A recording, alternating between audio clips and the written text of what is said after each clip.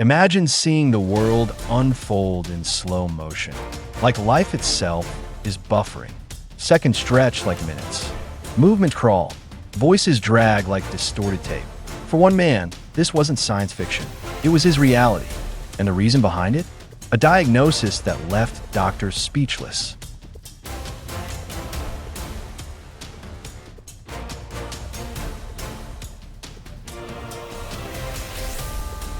Meet Eric Morgan, 38, a software engineer from Seattle. Analytical, healthy, sane, until one ordinary Tuesday morning. He stepped outside, and time stopped moving normally. The cars, the people, even the wind seemed to slow down. He blinked, and the world froze. To Eric, it felt like everyone around him had turned into slow-motion marionettes. Pouring coffee took eternities. Typing on a keyboard, an agonizing dance of dragging fingers. He checked his phone. 30 seconds had passed, but it felt like 5 minutes. He wasn't hallucinating. He wasn't dreaming. So what was happening inside his brain? Eric's wife rushed him to the emergency room. Neurological exams were normal. Blood work? Clean. But inside, Eric was panicking. Was this a stroke? A seizure? Or something far stranger? Doctors ordered an MRI and EEG, and that's when they saw it. Unusual electrical activity in his temporal lobe, the region of the brain tied to time perception.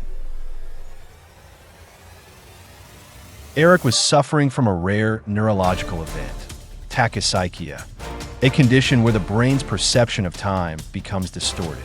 It's often triggered by extreme stress or trauma. But Eric had neither. So why now? Digging deeper, neurologists found a pattern. Eric's brain was overstimulated.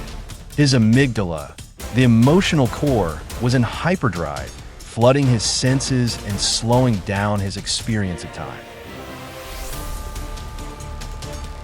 The true culprit? Eric's lifestyle. Weeks of sleep deprivation, high caffeine intake, and constant exposure to artificial light had pushed his brain into a hyperalert state, a rare but documented neurological response seen in trauma victims and combat soldiers. Eric's brain wasn't breaking down. It was trying to protect him. With treatment, sleep therapy, and cognitive retraining, Eric's perception of time slowly normalized. No drugs or surgery.